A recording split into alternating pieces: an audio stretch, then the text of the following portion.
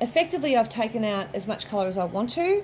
Now I want, because it's all black, so now I want to put some colour in, but I don't really want it to be looking like really bright and shiny. I want it to have more of a organic look. Okay, so that's why I'm not worried about any of these little highs and lows in colour.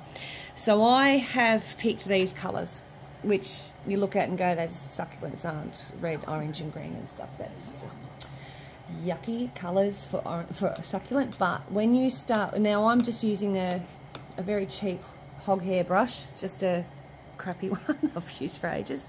If I want to make an olive green, right, which I do, I want to take some of this. You're pushing my chair, Dottie. Sorry. This is leaning. I'm just leaning, yeah. Maybe grab a chair, honey bun. I'm right. You're right. I'm perfectly right. And I'm going to grab a little bit, just that much. See? Mm-hmm. And I'm going to put that in there. And I'm going to blend it in. And I look at it and go, it's not enough. Get a little bit more. And it is little bits. See how it's starting to turn olive? Yep. A little bit. Because if you put in a whole big blob, you're going to, I've got a little bit of a paint fleck there, you're going to overdo it, and it's harder to lighten it up than it is to do this properly. So I wouldn't go any darker than that. Now this is really quite thick paint. You can see if I was to paint this on, which I will just to show you what it does, because it's just a sample piece. If I paint it straight on, it's really heavy. See how heavy it is? Mm-hmm. All the hair and everything. So what I'm going to do is get my water and start putting some water in it, because I want to thin it out, because I want more of a watercolour sort of effect. Nice. Yeah, like a wash.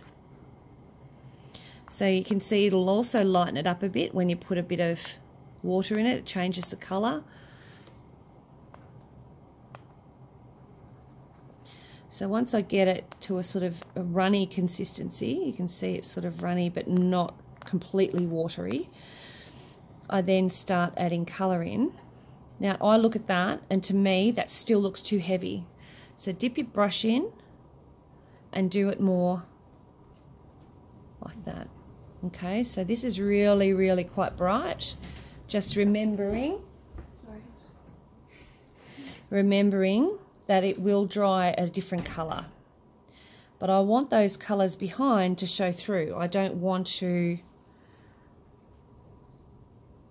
have it completely colouring.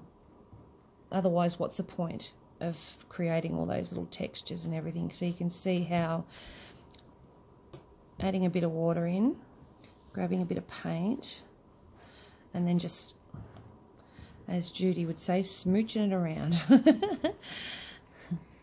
All right, and I just put on that little bit of a layer,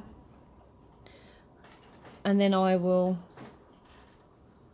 come back to it when it's dry and add or take away colour. And you say take away, how do you take away colour? So to take away colour, I put more water in, and then I take it away and take it over there. See how I'm taking it away? Mm-hmm. All right. So that just puts a little bit of colour into it.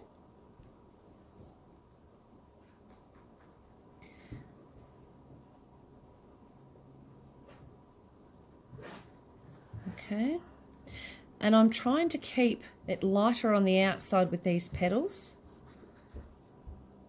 I'm going to wet that first and then add paint, sort of like a watercolour effect. So lighter on the outside, and where I want it darker, less paint.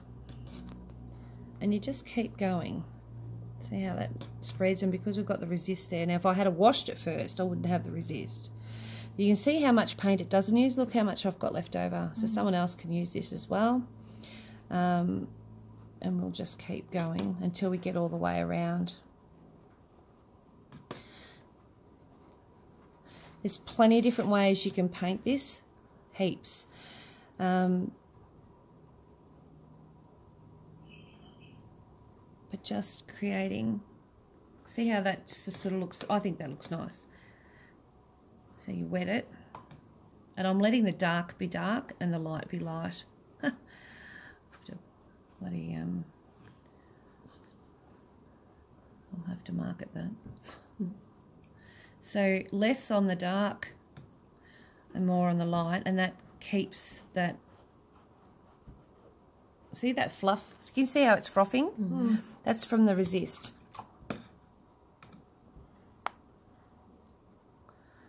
It just tells me I'm using too much water.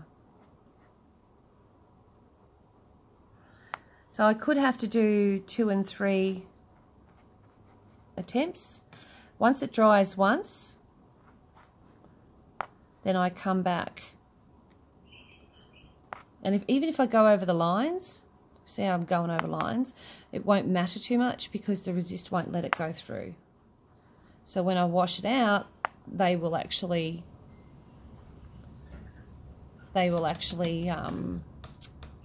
just be in the right shape because of the resist. We've already drawn the shape with the resist. So wet it, a little bit of colour, trying to keep your highs and lows.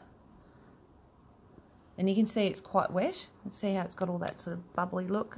Plus it's not a really great brush. They're not really good, so they tend to froth a bit more easily. So the more I wet it, the more the paint runs. If I want higher light, that's why I keep, see how you can get a real highlight in there? So if I want highlights to come on the edges, I can. And then just wet and let the colour bleed. And it won't go in between those two. Like even if I paint over that, that won't paint a colour onto it. It'll always have that resist underneath as long as I don't over wet it. Okay, so go forth and multiply.